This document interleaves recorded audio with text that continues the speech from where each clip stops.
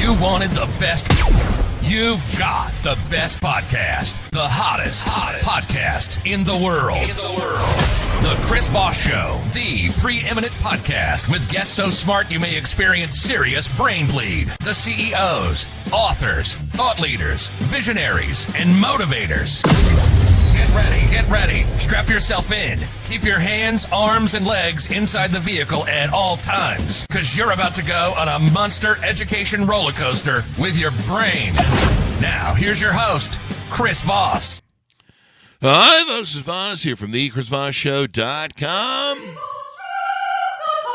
There you go, ladies and gentlemen. Welcome to the big show. We certainly appreciate it. As always, the Chris Voss Show is the family that loves you but doesn't judge you, at least not as harshly as your mother-in-law, because, she wanted her daughter to marry Ted. And Ted went on to that wonderful VC career and made all that money, and you'll never hear the end of it. But you can refer to the show. Tell her to go to goodreads.com/Chris Voss, LinkedIn.com/Chris Voss, YouTube.com/Chris Voss, and Facebook.com/Chris Voss. And I am not going to explain how the connection between your mother-in-law and referring people to the show is a thing, because it's not. I just made it up. We have an amazing young man on the show with us today. We have Warren Schirtzinger on the show with us today. We're going to be talking to him about his work and how you can reduce risk in all manners of life, especially if you're like an entrepreneur, a builder, working with teams, your company, et cetera, et cetera. Warren is a leading authority in the field of diffusion research and technology adoption, having published several influential studies. His work focuses on identifying the factors that influence the acceptance and adoption of innovations, such as new technologies or novel inventions. He also emphasized the importance of understanding the role of risk perception. He should probably go to Vegas, which can influence the adoption of new ideas or products. His research has important implications for both market transformation and product development, and by understanding how innovations spread, companies and organizations can be more effectively design winning strategies that can create products that are more likely to be adopted by consumers or end users. Welcome to the show, Warren. How are you? I'm good. Things feel excellent today. That's because you're on the Chris Voss Show, my friend. That's right. That's correct. We call it the Chris Voss Show Glow. It's the glow. So give us your .coms. Where can people find more about you on the interwebs? You bet. So hightechstrategies.com would be a good place. There are other what I would call academic websites that are more research oriented. That's not for everybody. That one would be called diffusionresearch.org, and of course LinkedIn. LinkedIn, always the great place to do business. It's still the only serious social media site on the internet, but you do have to curate your audience too, so that's important. Yeah. I had to go through and clean everything up I think we've been on it forever, and we're maxed out over there, and we've been on it forever. So give us a 30,000 overview of what you do. Yeah, absolutely. So I call myself the luckiest business person alive. And it's just because my grandfather was a professor at Ohio State, and he worked with a guy named Everett Rogers. Everett Rogers is the guy who, shows that bell curve, and he coined the term early adopter. And, literally as a kid, I got to grow up going with my grandfather to conferences and meetings and listening to Everett Rogers talk about what is it that makes a new innovation successful?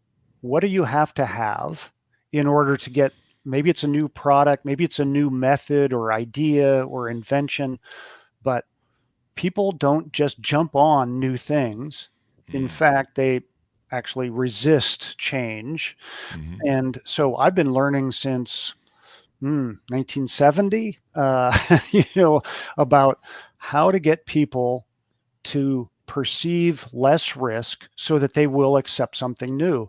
And, we unfortunately, especially in some industries, have an astronomical amount of failure. All right. Like 95% of all new products fail, something like that. Oh, really?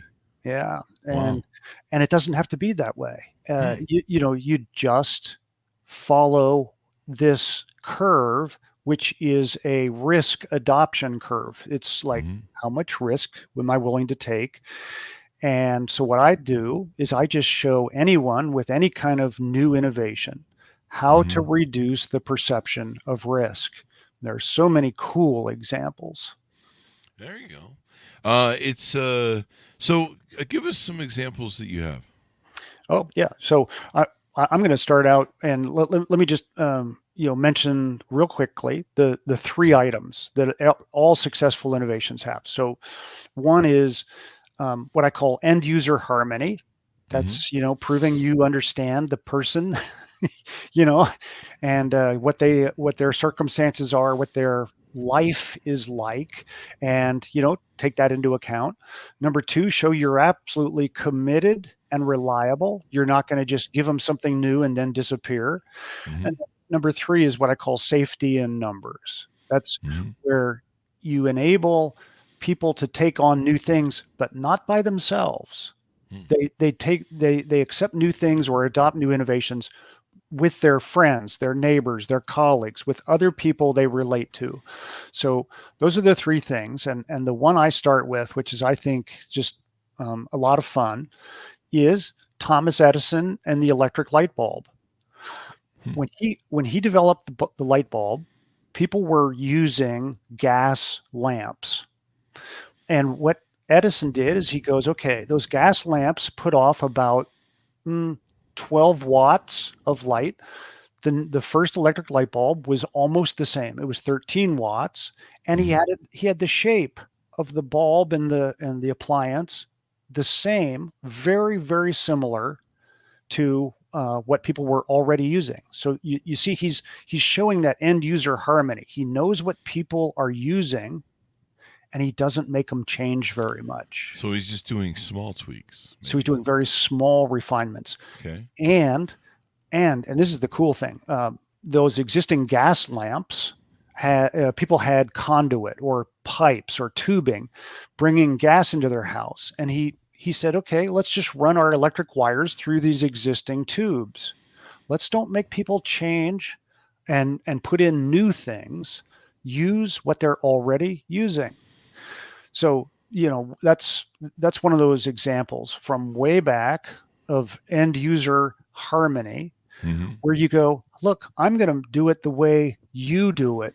I'm not going to come with with something new and say, hey, you've got to change and change and change. No, you let them do what they've always done, Mm-hmm. and just change, refine it a little bit.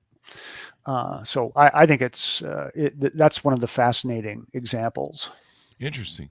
Now, there's been times in our world where stuff has been revolutionary, but I guess it kind of was a refinement. So, like, let's take the iPhone for a second. Yeah, yeah, Um, I guess technically, according with your theorem, that it really wasn't slight. I mean, everyone had phones before and stuff, but it was innovative in so many ways, and maybe people just. I mean, it wasn't overwhelming to people. I remember seeing it, just being like, "This is amazing! All the stuff you can do with this," and then the yeah. touchscreen as well. Yeah. Well, so here's the fascinating thing about that Mm. is before the iPhone, people were carrying many times three, four, five different devices. They had a Yeah, phone. keyboard. They had an iPod maybe for music. Oh, They that's had right. one of those little organizers, right? Hmm. That kept their calendar. Maybe they had a digital camera. Hmm. All right. Well, what did the iPhone really do? It just put all those together. Put all those together. Uh, Yeah.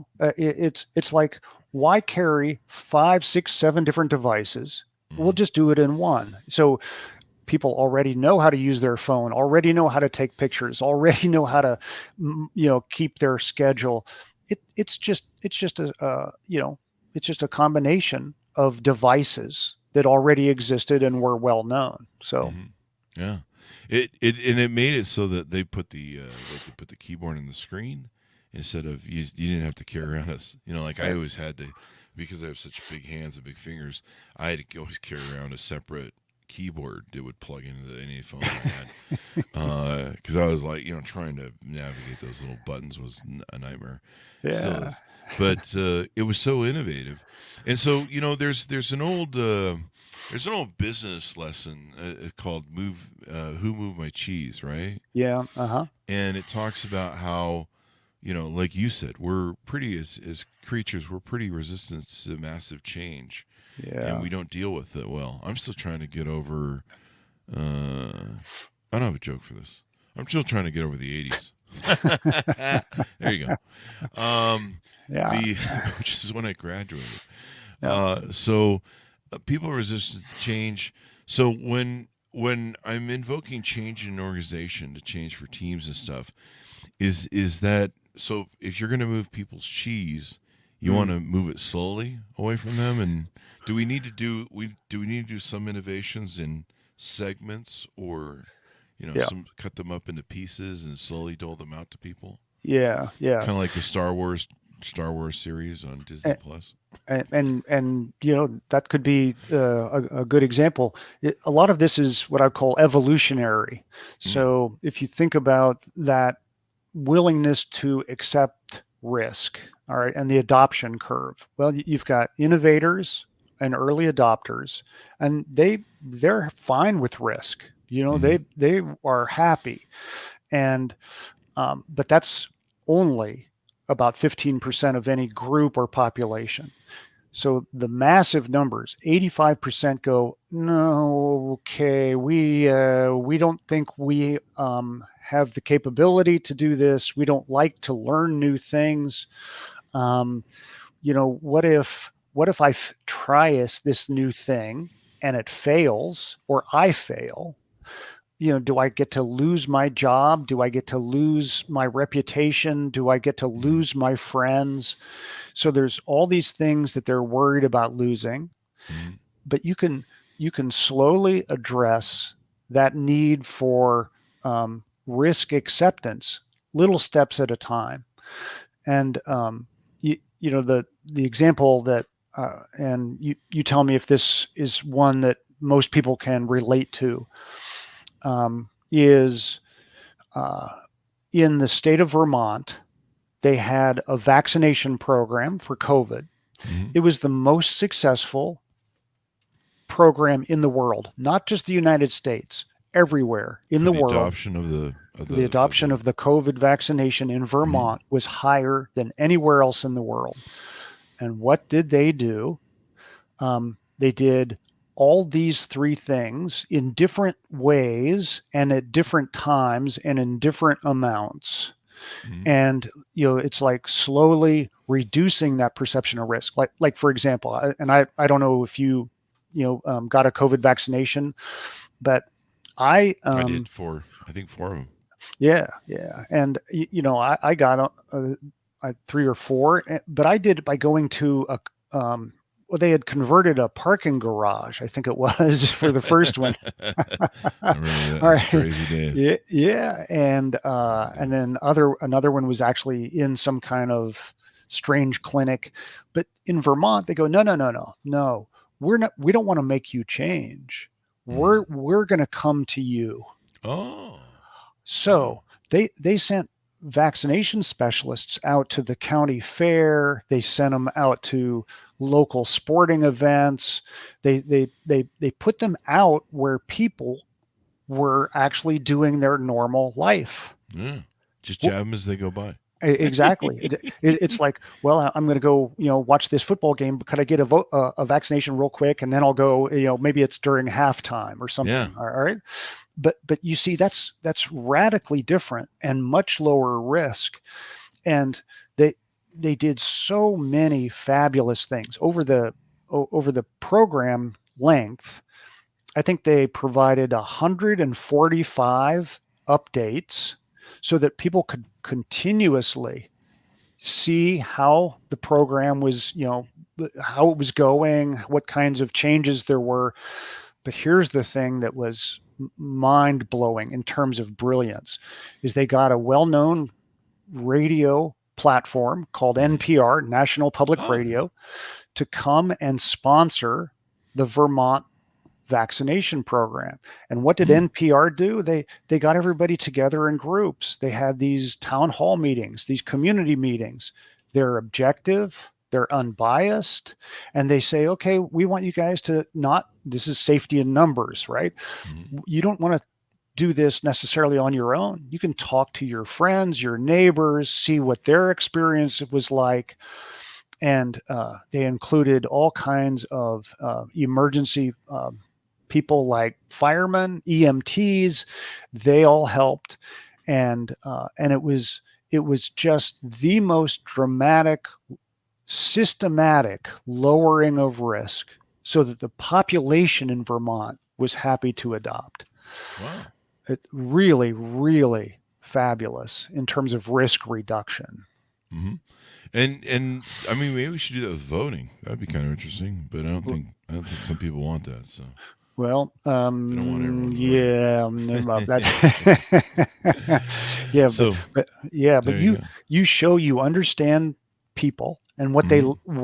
what their life is like, okay? Hmm. And you go to them and you don't make them change, and you show that you're committed, and Hmm. you really are going to be the ideal supplier or partner if it's in an organization, and then you provide safety in numbers. You help people interact with others they trust and go through the change as a community. and Ah. and wow, does that make a difference? And you see, that's really what made the personal computer a success. Mhm. Different elements that I could point to, but that's really why everyone has personal computers too. So let me ask you this: how important is that the help with the community adoption? It is huge. It's a full 33% of the total risk reduction. Hmm. It just like NPR brought the community together in Vermont. Maybe you remember in the old days of the IBM PC and when personal computers first came out, they essentially had things called users groups. Oh yeah, the like CompuServe and stuff. Well, you could find a users group for anything. Yeah. I mean, if you were an accountant in Oregon, and and you raised cattle, you could find the users group for accountants that raise cattle, right? Yeah. Yeah. CompuServe. They had like all these forums. Oh, and guess what that is? That's Hmm. safety in numbers. Ah. That's people going through change together, and, Ah. and it's huge. It is one of the things that going back to that original author I mentioned, Everett Rogers, and his Hmm. book was called Diffusion of Innovations. That's what he talks about. Is that it's a social mechanism that allows people to feel safe. Wow. So if we move in numbers, it's kind of like the wildebeest when they are deer Oh or yeah, things on the Serengeti when yeah. they move in numbers because it's safer. I didn't really ever think about it. It's like humans like that. I mean, we are kind of we do a lot of animalistic shit because we're Yes. I'm not sure we're that far evolved, but Yeah. we're working on it. We're trying. The one thing man can learn from his history is man never learns from his history, and Yeah. that way we go round and round. But as I like to say, so part of this is, and that helps with the scaling, right, of anything, the adoption, Yeah. right.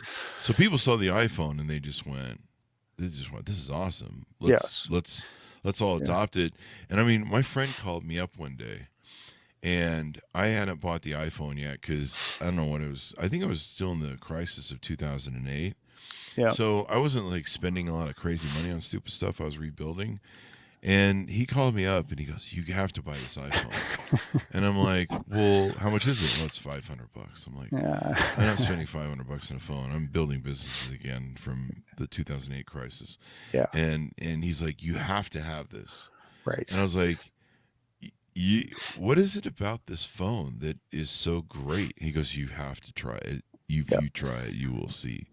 And I was Oh, like, "It cannot be this great. yeah. It cannot be like I would always buy the latest, nicest, whatever phone was the most popular. I never had the the one for business that everyone had with the keyboard. I forget. They were like the god of phones after Nokia. Yeah. BlackBerry. BlackBerry. Yeah. Yeah, I never had a BlackBerry, but I had all the other hot phones. Yeah. And we had phones going back to the brick phone, the Yeah. big giant murderous phone that Yeah. you use it as a hammer, put in nails when you were born. Yeah. And I couldn't figure out what it was, but the push for adoption of friends and then the social pressure, Yeah. even Apple to this day still has this FOMO attached to it. How much Yeah. is FOMO, fear of missing out? How Yeah. much is that attached to scaling and adoption of a product or a system or a policy? Right. Corporation. Yeah. Yeah. So the this built-in, and I'm not even sure what I would call it, but like you said a moment ago, we're more like animals than we realize. All right. So this Turn on the news. right. Yeah, exactly. Turn on the news in Florida, man. Right. So that need to be part of the herd and move with the herd, that's a huge element of safety and risk reduction. So just think about if you are a member of a herd and the herd is moving away and you're not going along, you're going to start to go, ooh, I don't think I'm as safe as I was when I was part of that pack. And this is again one of these things that all successful innovations, they encourage this. They find a way to enable this herd mentality, this interaction between people. The thing that you just mentioned, which was a friend who talked about, here's what I'm seeing, and you really should check this thing out. That there, if it's okay, I'll give you an example or two. Some of the most successful solar programs, solar electric programs, are neighborhood programs where essentially someone comes in and goes, look, I don't want to just put solar on your house. I want to put solar on all of the houses in this neighborhood, and you guys can go through this together. Mm-hmm. And when they did that, the response was huge. The outcome was just incredible. And it's because we're acting like a herd. We're not testing this new thing called solar as an individual.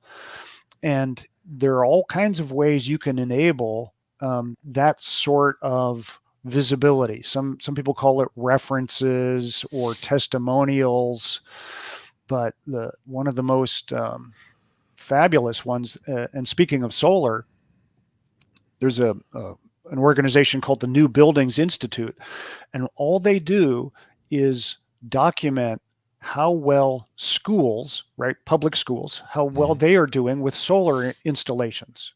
So if you say you're an administrator in a school and you think, we should put solar on the roof of our school, you can go to the New Buildings Institute. You can look up all of the people who have a school that's exactly like yours. Oh, wow. The same size, the same number of students, the same geographical location, and you can see how well that's performing before you buy. And you talk about that feeling of being part of a group, and that's before you've actually purchased. So there are all kinds of creative ways that you can enable this thing that I call safety in numbers. That sponsorship by NPR of the COVID vaccination program, they were actually bringing people together in town hall meetings and community meetings, and they didn't control it. They let them talk to each other. Okay. Really? So Yeah. they weren't like, gun to your head sort of joke that I made earlier of do it or else, and sometimes that happens in workplaces. You kind of feel that sometimes, like either you do your job or else is the thing. And that's a hard way to motivate people with fear. Yeah. No. What NPR did was just say, go around the room. You talk about what you're afraid of.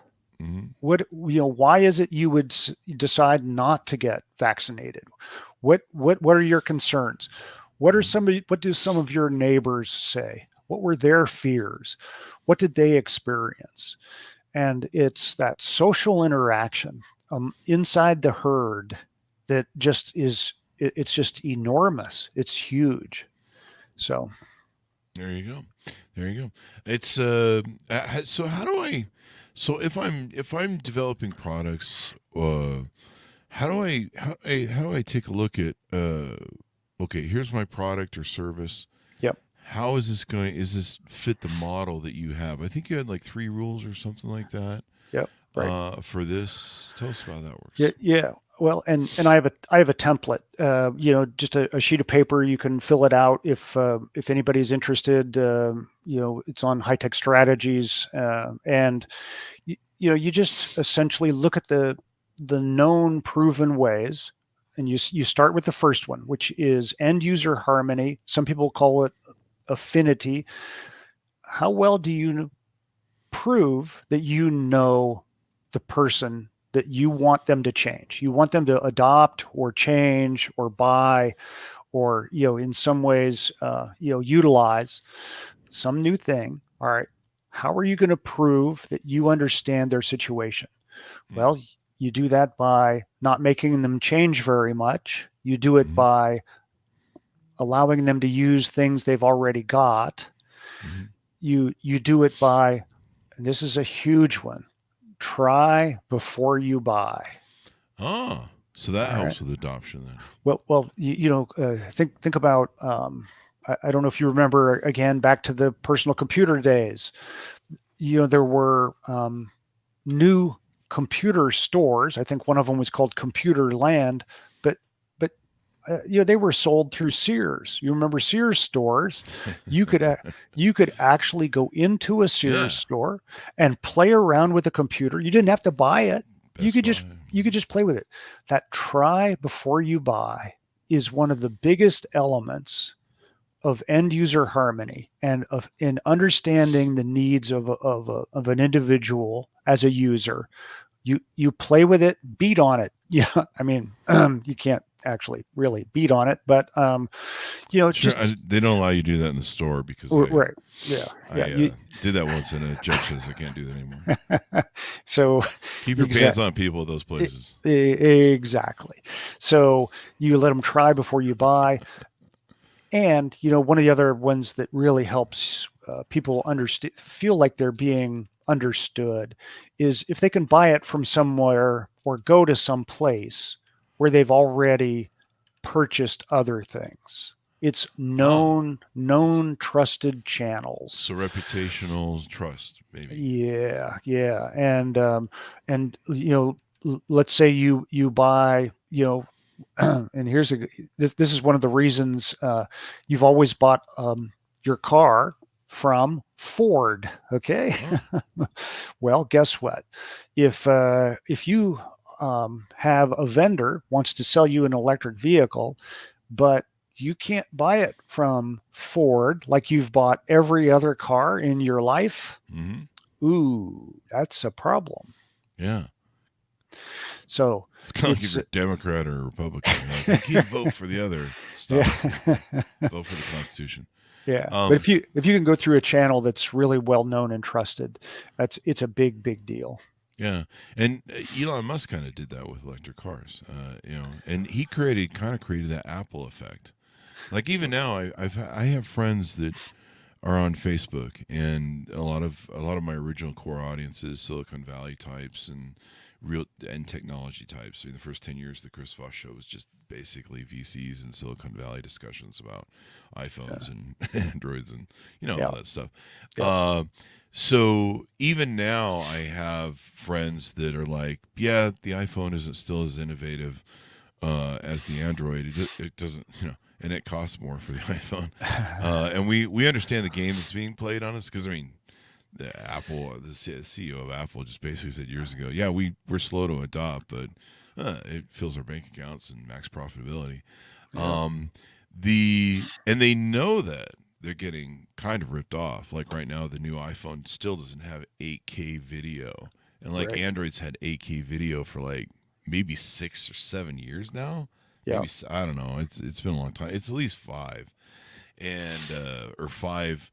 I don't know if it's a full 5 years, but 5 variations of Samsung models. I think now I've had 8K, Yeah. and you can correct me if I'm wrong. It might be 4, but it's and it recently came out. They're using and I think the cheaper version of the new iPhone, they're using like a USB 2.0 speed. IDA, what would you call it? Like technology. They have to buy the part for it. But anyway, it's 23-year-old Oh, speeds. It's yeah. 23-year-old technology, and they're selling Yeah. this on what is supposed to be the most innovative phone. Yeah. But people adopt it. My Apple friends always say, they go, yeah, we know that the technology is behind Android. At least the ones that aren't delusional, let's put it that way. Hmm. And they'll go, yeah, we know it's behind the times, but it fits the ecosystem. We have to keep feeding this ecosystem that Apple's made, where it's got to be able to pair with the iCloud, it's got to be able to pair with the Hmm. iMac, and they've got all the systems, and of course the family's on the system of the iPhone, and now Apple's built in the services as well. So now Yeah. you're hooked into all the services and Apple TV, and so and I've had friends say to me, they're like, you just can't get away after a while. You're just so freaking tied in. But the fear of missing out, the FOMO, what's known as for a while there, if you were a cool kid, if you had the iPhone, because it was innovated ahead of its time at the time, and so you could help herd the market and stuff, and there's still people that do that. They go, I have friends that go wait in line. I'm like, why? Just wait a week and order it online. Like, do you Right. really have to be the first to have that stupid ass phone? And they're just like, yeah, like you don't see that with Android. Yeah. And so that herd mentality that goes on. But yeah, if you can get that sort of adoption, Yeah. one of the other things is going to. Do you want to comment on any of that? I just kind of went on a rant there. Just again, you've got two different kinds of mindsets. The people who are all technology oriented, right? Mm-hmm. You've got innovators and early adopters, and this is where a lot of the smartphone companies, they feel like they might get ahead of Apple, haha, um, Hmm. because they're just trying to sell newer features, newer specifications, better capabilities, and they sell those core technologies. But that's not what the mainstream buys. Hmm. The mainstream buys, how well does this vendor understand me? What is their reputation and track record? Um, do they have domain expertise? Are they really good at what they're providing? And can I find that safety in numbers? And you see, that's what Apple has, and that's why they've got this lock on the mainstream audience. It doesn't really matter how many new features, what new specs are available from Android. The mainstream is buying intangibles, intangible reputation, expertise, Oh, and herd thinking, right? That's what they're yeah, buying. So again, another great example. Yeah. yeah. I remember when I was publishing my book, and I had a consultant, and I said, how should we price this thing all out? And he goes, well, make sure you price the Apple books higher. I'm like, what? Hmm. Why? Like, why are we doing different pricing? Like, why is that the thing? He goes, because people on iTunes and Apple systems will pay more for something Yeah. because they do that for the phones and everything else Apple sells, really. Yeah. And I mean, they sell computers at crazy freaking prices that still can't run VR, AR. Like for me, you run at 4K speeds, pushing 120, screens a second on Modern Warfare 3. Yeah. Good luck with that on your your little Apple toy. But people, like we've been talking about, people adopt it. But what's interesting was they're like, yeah, they'll pay more, so increase the price of all your books $5 over there, over what you charge everywhere else. And you know what? It's true. I was like, really? This works. And it's interesting that people pay a premium. Another example I want to cite for you, that kind of plays into what you talked about, where doing what you already do and changing it. So one of my friends was sitting in the taxi with the guys who started Uber, and it was at a big event from one of our friends who is from France, and I forget what it was. It was a big conference he used to put on every year, and he was in the taxi with, and I believe what's her face, the gal who left Google and was CEO of Yahoo for a while, was sitting on his lap. And not in a kinky way, people. She's an upstanding young lady. I don't want to infer that. But they were crammed in this taxi, and there wasn't enough taxis in France at the conference. So they all kind of just ended up in the taxi together. Yeah. And so they pitch, what's his face? I forget his name. Pitches him Uber. And he's just like, wow. And, it was a slight variation of the taxi system.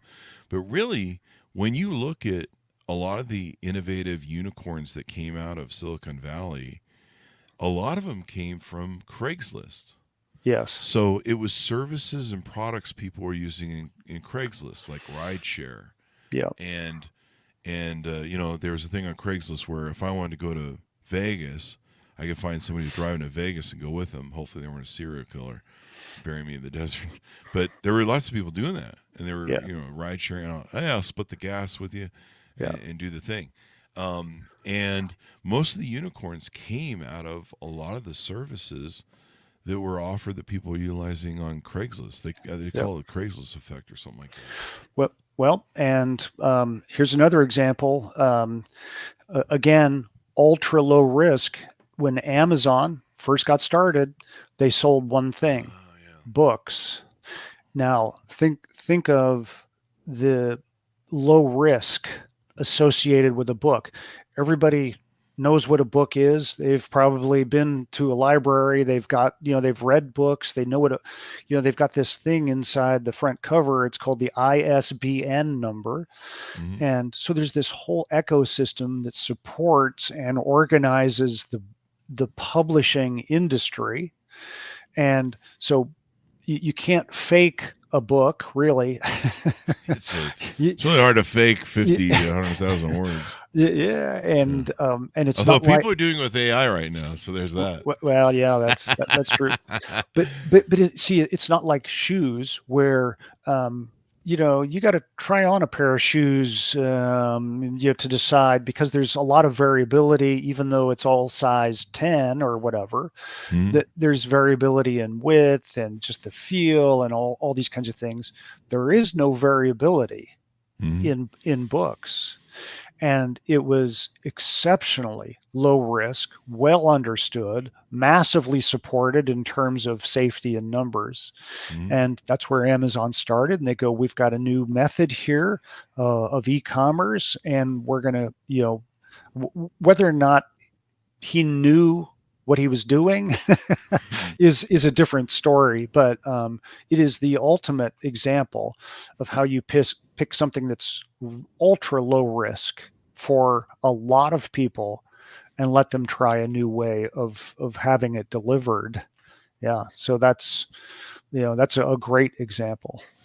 That was the other question I was going to ask you, and I was going to feed that into Amazon. So thanks for bringing me around to that. Does guarantees help with adoption? We talked about how familiarity of who the seller is and stuff. One of the things that really made a difference with Amazon was this championing of customer service that we hadn't ever seen since In Search of Excellence by Tom Peters, that whole kind of customer service age that seems to have died right now. But basically, just for a while there, it was kind of the Wild West. It's like, hey, if you don't like it, just return it. Fuck it. Yeah. And I remember being an Amazon seller going, this is a little out of control, because it really started pioneering some abuse and Yeah. people abusing the systems. People were like, I never got it, or it doesn't say what it is. And I would be like, no, it really does. And we would actually find people that were scamming the system. Yeah. And I think in recent years they've kind of started to curtail that, but it went on for a good decade. Like it was Yeah. really, I almost started had to look at buyers to see if I even want to ship to them because if they had problems. But Yeah. that guarantee that they had, that Yeah. was so express. Yeah. And then really they took, what they now call showrooming, where people would go to Best Buy or other places to look around and shop. They Yeah. did so you can sit online and do it in your underwear. Like you Yeah. don't have to go out, Yeah. put on pants and go out and take a shower so you don't smell bad, and you can just sit on your phone and you can Yeah. anywhere you are, you can shop. You're like, hey, I need that. I do it all the time. I'll be out running errands or something. And it's like, hey, oh yeah, I'm out of shampoo, and you can just run on your phone, go get some shampoo, Yeah. and So have it delivered. yeah, absolutely. So to address your question about guarantees, Mm-hmm. that is fundamentally another version of try before you buy. Oh yeah. Even though they ask for money up front, you get to receive it. You've got this guarantee that if you don't like it, you just Mm-hmm. send it back and they return your money. So it's an extension of walking into a store and playing with a personal computer. You get to see if you really like it, and um, and if you don't, you don't have to keep it, and that just lowers the perception of risk quite dramatically. Just it's just huge, and the whole industry that's called cloud computing. Mm-hmm. Guess what that is? With cloud services, you can, because the vendor will always let you try it for a week. You want Mm-hmm. to see what a software product does. If it performs well, sure, they'll, it's all in the cloud. They'll let you try it out for 14 days. If Mm-hmm. you like it, you buy it. If you don't, you don't have to. The cloud computing enabled massive amounts of try before you buy. Mm-hmm. Yeah, and people love it. Freemium Yeah. models are another kind of way to do that. Yeah. Yep. I think it was Evernote or something that pioneered the. I don't know who started it, but I know Evernote early on was doing the freemium model, Yeah. and where you basically you can try and use it for free. You can keep using it for free. You don't get all the bells and whistles and stuff, but you can pay for a small upgrade and you get a lot. Unlock all the features. And people Yep. do it. I mean, I still do it all the time. I did that with Runkeeper recently. I started walking more, and so I started doing the app. Yep. The so if I'm running a company, I've seen what it's like to do disruptive policy making because every now and then I'd be an asshole and be like, "This is Yep. being done now or else." Yeah.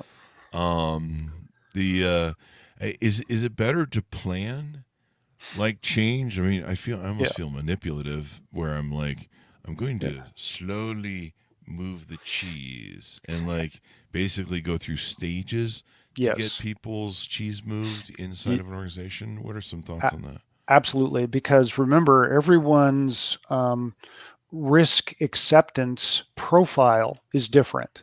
So, Mm. um, Wow. so Okay. what you and you've probably seen this. My neighbor's a good example. He drives an electric vehicle that makes him really kind of an early adopter of EVs, but he refused to ever get a COVID vaccination, which means he is a laggard in a biological innovation. Oh. so it's every time something comes along, people look Mm-hmm. at it and go, okay, how much risk is there in this? Mm-hmm. And it's always situation specific, but you absolutely want to plan in advance. You want to think about, how can I introduce this new change in an organization slowly? How can I really package the rollout so that it's small, not big, that it doesn't just totally wipe out someone's workflow. If somebody's used to doing certain things, and you see that they're experts. You're talking about people in an organization who have perfected their job, and you're going to go in. You can't go in with something and say, look, all of your expertise is now gone because we're going 100% in a different way. Mm-hmm. And that's just unacceptable. It's too high risk. It's too it's just not safe. And so you do it in small bits. Again, back to the try before you buy, you can do that internally. Okay, here's a way that you can work with this new thing inside your job, but you don't have to do it full time yet. And you've got people who are, kind of early adopters, influencers, leaders. They can actually step up and say, look, I'll help all of my coworkers go through this change. And so you identify who those people are. You provide proof that you're not going to just try this new thing and then go to something else in a few weeks. Right? There's another mistake that a lot of companies make, right? It is. It's like they're just changing everything all the time, and people are just like, I give up. I can't compete here. Yeah. There needs to be proof that this is for real. This is that whole commitment or reliability piece, and we're going to. Yes, there are going to be resources you can go to if you ever need extra training, extra documents. Here's a specific set of resources just dedicated to this change that we're going through. Mm-hmm. You can, again, you can have people that are seen as influencers. They call, sometimes in an organization that's bigger, they call them connectors. They tend to talk to all kinds of different departments all the time, not just in their own. So you can get a connector to help facilitate the change. It does help if there's a reward system. If somebody says you get to keep your job, no, I'm just kidding. Well, could be extra cookies.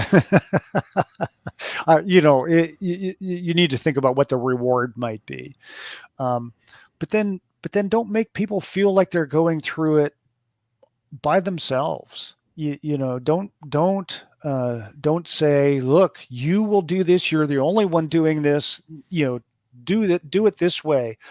You actually enable a group of people to experience the change together. So same kind of thing in an organization or out in a marketplace. You just need to be smart about how you show that you understand the person that you want to change. You have to show you are committed and that you have the expertise to make this change happen. And then you have to enable safety in numbers. So safety in numbers. You led me into the question that I had set up for you about influencers and using influencers. How can what's an example of how you can use that inside of a company? Do you just get rah-rah cheerleaders sort of type people to get behind it, or no? I actually I was I had a client that was essentially creating a product to identify these people known as connectors. And what they did, and to be fully honest, the product never went anywhere because nobody likes to be monitored. But inside bigger organizations, they would watch and they would look at email messages and meeting schedules and phone interactions. And they would say, oh, look, here's somebody who works in accounting, but they're talking to every department. They've got friends or colleagues or connections in every other department. And they could actually map that out and essentially show who the connectors were. And you see, that's one of those social things. Those connectors had people from all over the company coming and asking them, so I understand we're going to change our CRM system. What do you think about this? Oh, so you're and, asking for buy-in, and you're, and instead yeah, of forcing it on them, you're saying, let's create a discussion about this first yeah. and flush it out Well, and get people on board. and you use those people who are just natural magnets. It used to be around the water cooler a lot, but in every organization I've ever seen, big and small, there are these people that they're just socially very, very well connected. Mm. And do they ever really need to meet with some of these people on a business basis? No, Mm. but socially, they interact with them, and you can leverage those social connectors because they're a source of authority.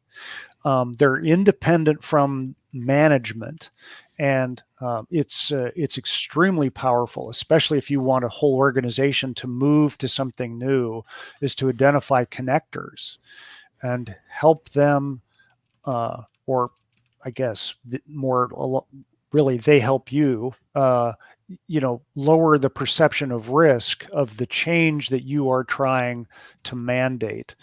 Um, Very powerful, but not many organizations do that, unfortunately.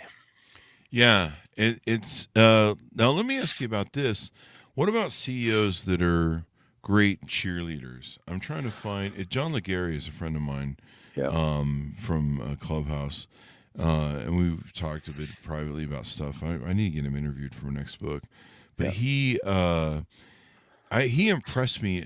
What a great cheerleader he was for his company, and there are. In fact, I might be pronouncing his last name wrong, but he was the former CEO of T-Mobile, yeah, and he was such a great cheerleader. You would see these photos of him throwing basically like they kind of look like parties and cheerleader parties. He didn't. yep, He threw out the CEO suit, and he would show up in these the pink logo theme things from T-Mobile, yep, and he dressed down, and he became really like a human factor.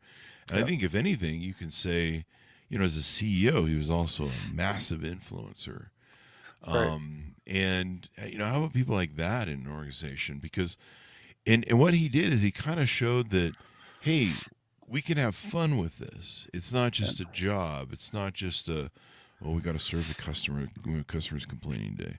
yeah, And he made it seem fun, and he created that culture. And culture is probably, we talk about this a lot on the show because it's so important to an organization establishing it, or if you're coming in as a CEO and replacing another CEO, see yeah, that movie. It's so important on that culture. So imagine having a. So I'll give you an example. One of the things I read decades ago, back when I was a kid, was Peter Senge's book, or Senge. I think I said that wrong too. yeah, His book, the fifth discipline, and basically was how to build learning organizations with a culture of learning. yeah, And I imagine that's an important factor to have as a ground floor or foundation, yeah, or as a culture, and as well, because people realize you're a, like, we always used to have this saying in the office. It was kind of a rule: the only stupid question is the unasked question. right, right, So that was usually the person who never asked the question as to, they slept through training. They said, I yeah, don't know how to work the $30,000 machine, so they break the 30,000 machine. And I have to pay for it. I yeah, learned the hard way that you want those people to yeah, feel like they can chat. So give me your thoughts on that. yeah, absolutely. All right, so obviously we live in an era of massive change, Mm. and the best thing that a CEO or a management team could do is really get it so their people learn how to learn. Because if things are There you always going to change, you've got to you have that capability to learn a new thing go. Hmm. and not do it once, but do it continuously. Hmm. And that's the ultimate foundation, is one based on learning how to learn.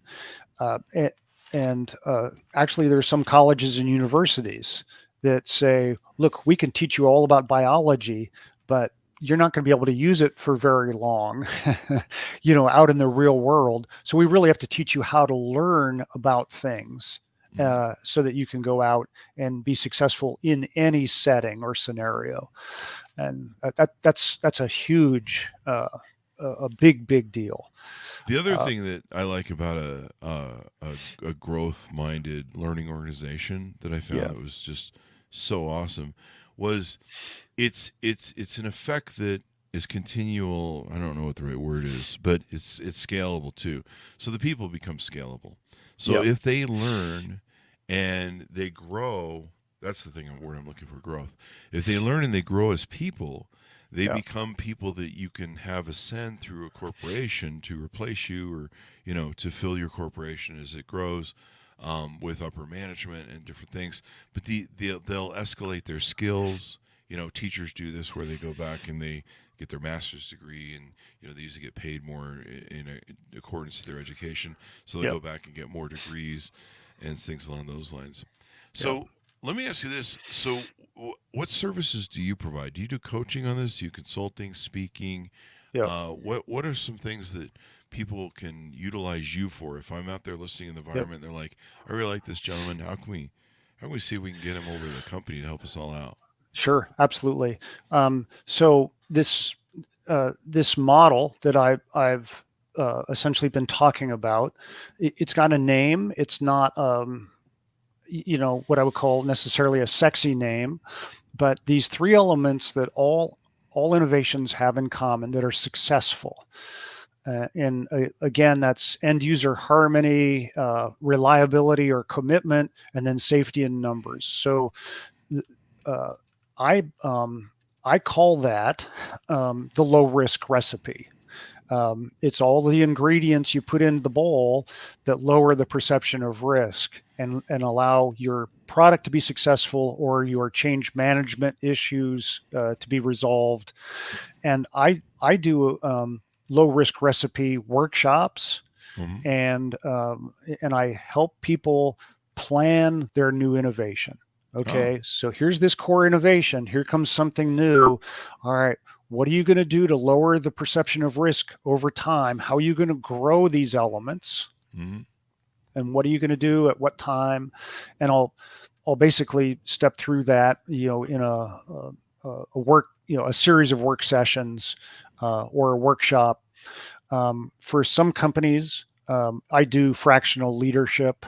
Right now I'm, working um, with a startup that's got a real interesting medical device that they've developed that could be absolutely transformational in dozens of health issue cases.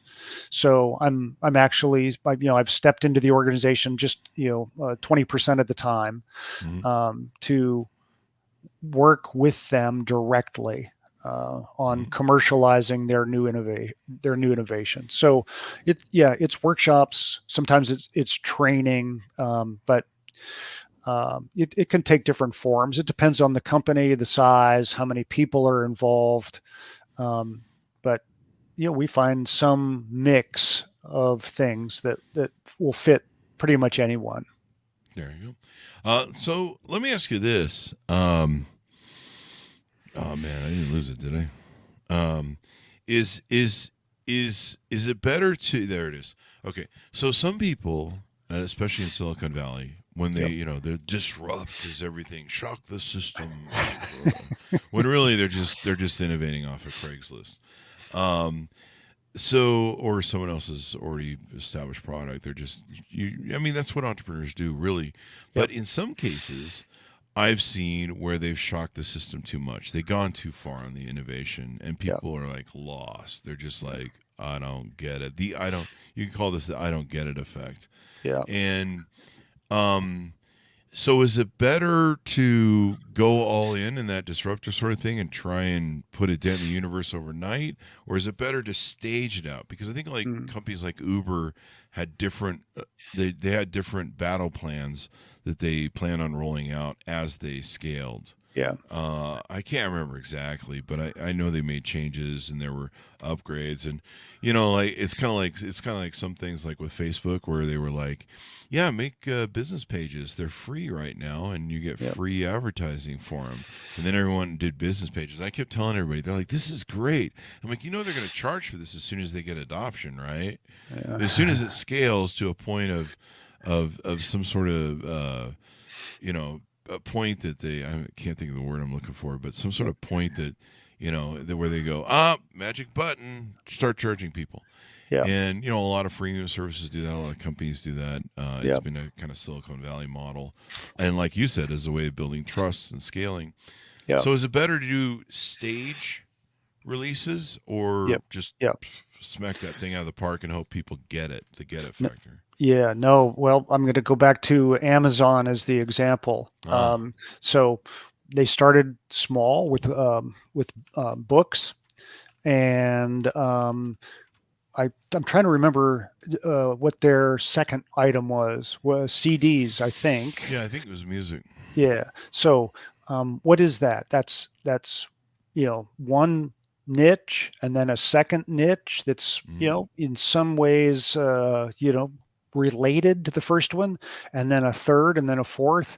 And what do you have today? You've got that Amazon logo with everything from A to Z, right? That's that arrow. We now sell everything from A to Z, and it's that is essentially the model. Mm-hmm. Is now if you can start low risk like Amazon did with books, that's ideal. Even if you're going to start with something really disruptive, you still should be very narrow and find the place that disruptive thing fits the best. But still, then it's just one thing after another, after another, after another. So yeah, don't go for home runs. All right. Or just be lazy and just be like, let's just totally turn the apple cart Yeah, over and see if yeah, it still rolls. yeah, Um, so how can people reach out to you? How can they get to know you better? How can they handshake for consulting and advice sure, from you, et yeah. cetera, et cetera? Yeah. There are places on hightechstrategies.com. You can just, if you want, fill out a little contact request and I'll jump right back at you. You could send an email if you want, info@hightechstrategies.com. Um, and, if LinkedIn is your favorite thing, I'm just Warren Schirtzinger in LinkedIn. You could send me a message, and that would work also. Um, so, and look, maybe I could just throw out one last little idea here, if we have a minute. Please. Okay, there are really, really rare times when risk reduction does not matter, and that's when there's a full-on crisis. Okay. Okay. Um, there was a thing way back in the 1890s in New York City and London, other big cities, called the horse manure crisis. So many horses, so much manure that the air was unbreathable. Oh God. Okay. Uh, Imagine a wow. city where you couldn't really go outside because you couldn't breathe the air because there was so much horse manure, as well as flies and I other think we call things. this politics in 2024. No, I'm Yeah. just kidding. Yeah. Had to get that joke in there. So, guess what? The automobile comes along and Hmm. bang, everybody jumps on it. Well, Yeah. why is that? It's because it's better to have breathable air than stay with the old method, which is Hmm. horses and, that kind of thing. And plus, you're always stepping in it when you're in the streets. That would Yeah, suck. exactly. I feel like it's So, really everywhere. And yeah, then dead horses were everywhere too. Like dead they would have horse. horses that would die. I Yeah, don't know why I'm laughing at that, but they would yeah, die and then just kind of start rotting in the street. And yeah. you know, kind of like my Chevy Vega. Yeah. Well, so that that initial transformation to automobiles away from horses Yeah. was more about a crisis than it was systematic reduction of risk. So there are occasionally examples where a crisis will make an entire location transform, but it's not very often. And and falling back to the beginning of the show, this is a Yeah, long callback. yeah, People are like, what happened at the beginning of the show? It's been so interesting. I've learned so much.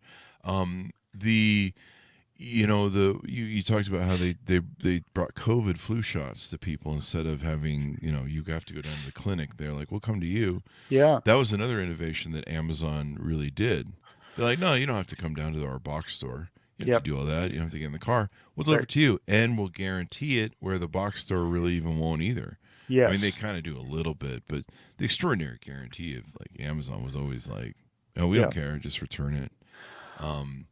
And it was really interesting how they built that model. Oh yeah. Yeah, And a huge indicator that we understand you. We have a good feeling for what your life is like. signaling. In Vermont with the vaccinations, they had people who could speak. Well, they had different groups. They had 10 different languages that you could select from. Yeah.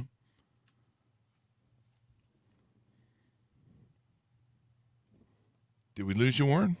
I think you locked up, Warren. Warren?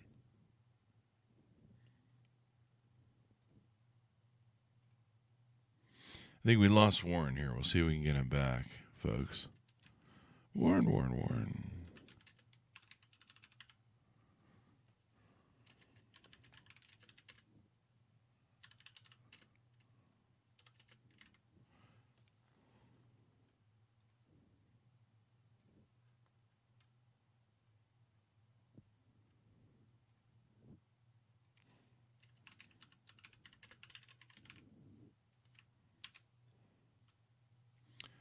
All right. Looks like he dropped out. We'll see if he should be coming back here in a second. That's usually indication his system was probably there. All right, Warren, you're back. We Uh, got you on the lockup. yeah, I apologize for that. No problem. People doing construction out front, and All right. I worry that they messed something up. So there you go. We lost about, I think, about 2 or 3 minutes, maybe 2 minutes of whatever Yeah. you Okay. were saying. Yeah. We were essentially just really admiring what Amazon did with their guarantee, and the low risk nature, and of their approach, as well as in Vermont with their COVID vaccination. How you could go to a vaccinator who was available in 10 different languages. You think about that. So let's just say you speak Japanese. Well, you could actually go get a vaccination from someone who speaks Japanese as a native language. Oh, wow. You think about how that demonstrates we understand your life. We understand you. You don't have to come to us. We're coming to you in your native language. Think of that. That really makes all the difference because you're overcoming that hurdle as well. Oh, yeah. And people go, look, this provider, this vendor, whoever it is, they understand me. They know me inside and out. So it sounds like that's a big factor. In sales, you learn rapport, and you learn to signal to the customer that you empathize with them, that you want their best interests at heart, and that you're trying to help them achieve their goals or fix their pain point, et cetera, et cetera. Oh, and there's a saying out there for entrepreneurs, and a lot of venture capitalists really like this. They say the most successful companies, the founder is the customer. And that's really people fixing or creating something for themselves where there was an issue or a problem. Yeah. And I helped commercialize a digital audio workstation for radio broadcast. And the founder of that company was a morning show radio host. He knew everything about the radio broadcast industry, what it's like to have a morning talk show. And he developed something to solve all of the problems he was having. We took that out. It is the industry standard in radio broadcast today. Oh, wow. You cannot find, I don't think, a radio broadcast studio anywhere in the world that does not have that device. It's called Vox Pro, digital audio workstation. They're everywhere. Why? Because there is no better end user harmony than somebody who comes from that space and fixes a problem they had themselves. So they know everything inside and out, top to bottom, and what they develop and sell is perfect. That's what you want. Perfect. That's what you want. Perfection and adoption. So there we go.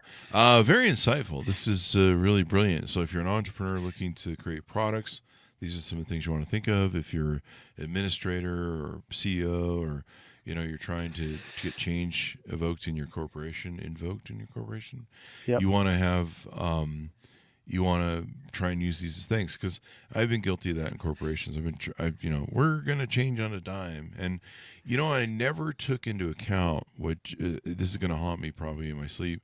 What you talk about, where people assess the risk factor. I never would have looked at maybe that's one of the things people look at when you invoke heavy change in them in an organization, or maybe in a relationship, even an interpersonal relationship. If you invoke heavy change, it can be destabilizing. Oh yeah. And so, imagine in a business, if you tell me there's going to be changes, I'm like, the first thing I'm going to do is do these changes include me keeping my job? Yep. And then, will I know how to do these new changes? Right now, if you're an employee at a place, they're like, you need to start adopting AI. You're like, but I heard it can replace me.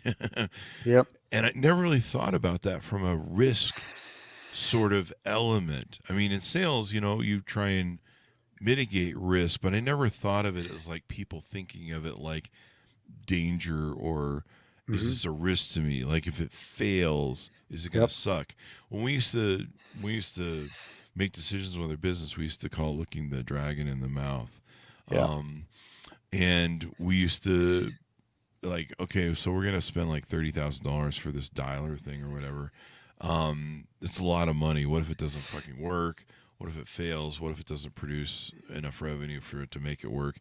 And we would sit down and go through, can we live with the failure and survive? And that would affect our decision. That was based on risk. People do it the same way too. If you go, if you come home and say to your wife or husband, hey, we're switching jobs to move into Miami. There's a certain amount of risk. If you change you start working out. I remember one time I started working out in my relationship, and I was just sick of me. I was just like, I'm going to start working. I'm sick of being fat. I'm sick of being tired. I hit my 30s and was starting to feel the slowdown. And so I just started going to the gym one day. And my girlfriend freaked out on me because she's like, are you cheating on me? You're seeing other people? You suddenly changed where you want to press people. It's like, no, I'm just miserable with myself. I just finally got sick of something of me, and I'm changing it. But you change like that, and people go, this is sometimes why marriages can fail, or relationships can fail as well, on top of business and things.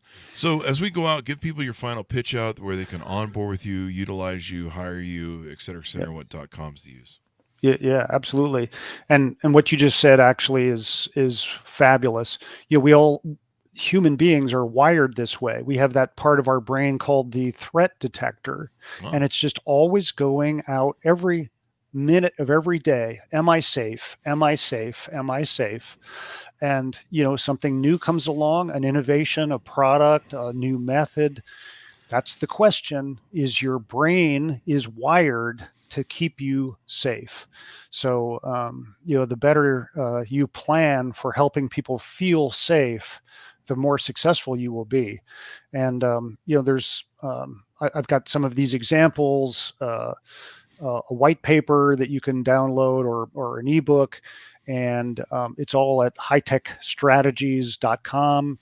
You can just send an email to info@hightechstrategies.com or reach out on LinkedIn, and I'll provide those things to you directly. There you go. Yeah, everyone's got a little voice in their head like Beavis and Butthead. Are you threatening me? Exactly.